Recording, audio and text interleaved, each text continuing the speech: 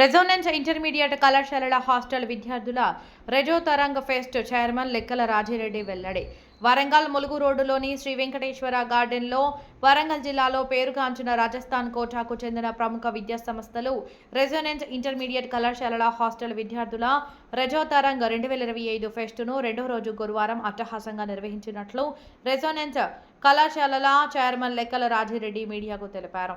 ఈ సందర్భంగా ఆయన మాట్లాడుతూ విద్యార్థులకు చదువుతో పాటు సాంస్కృతిక కార్యక్రమాలను నిర్వహించడం వల్ల విద్యార్థులలో దాగి ఉన్న సృజనాత్మకత శక్తులు బయటకు వస్తాయని తెలిపారు. ఈ కార్యక్రమానికి ముఖ్య అతిథులుగా శంబాల సినిమా హీరో ఆది సాయి కుమార్, హీరోయిన్ అర్చన అయ్యర్, దర్శకుడు యుగంధర్ యామి, నిర్మాతలు, ఏసీపీ అధికారులు హాజరయ్యారని తెలిపారు.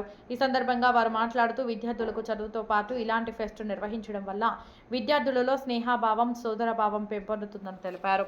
అనంతరం అత్యంత ప్రతిభ కనబరిచిన విద్యార్థులకు బహుమతులు ప్రదానం చేశారు. హీరో ఆది, హీరోయిన్ అర్చన అయ్యర్ విద్యార్థులతో కలిసి నృత్యం చేసి సందడి చేశారు.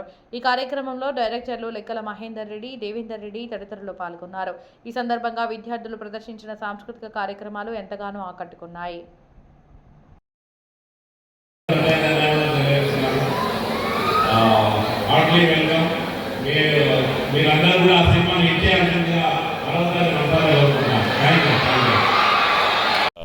ఫ్రెషర్స్ పార్టీ అండ్ రెజో తరంగ్ అంటే కల్చరల్ ఈవెంట్ మనం కండక్ట్ చేస్తున్నాం. ప్రతి సంవత్సరం కూడా కల్చరల్ ఈవెంట్ కండక్ట్ చేస్తూ ఉంటాం. ఈసారి మనం నిన్న డేస్ కలర్ పిల్లలకు, ఇవాళ హాస్టల్ పిల్లలకు ఈ కల్చరల్ ఈవెంట్ చేయడం జరుగుతుంది. వాళ్ళకు మోటివేషన్లో భాగంగా అంటే వాళ్ళకు కల్చరల్ ఈవెంట్ సంబంధించి నిన్న ఒక సినిమాకి సంబంధించిన వాళ్ళు, ఇవాళ ఒక సినిమాకి సంబంధించిన వాళ్ళు, అదేవిధంగా వాళ్ళకు ఇవాళ ఏసీపీ గారు కూడా విజిట్ చేసి వాళ్ళు మోటివేట్ చేయడం జరిగింది పిల్లలను వివిధ అంశాల మీద. అంటే ఈ 2 రోజులు అద్భుతంగా పిల్లలు ప్రదర్శన కల్చరల్ యాక్టివిటీస్ అద్భుతంగా పార్టిసిపేట్ జరిగారు. ఇందులో పార్టిసిపేట్ చేసినటువంటి అండ్ ఈ ప్రోగ్రామ్ ఇంత సక్సెస్ఫుల్గా ఆర్గనైజ్ చేసిన మా అందరి టీంకి కూడా ప్రత్యేక ధన్యవాదాలు తెలియజేస్తున్నాం. థ్యాంక్ యూ అన్నమాట.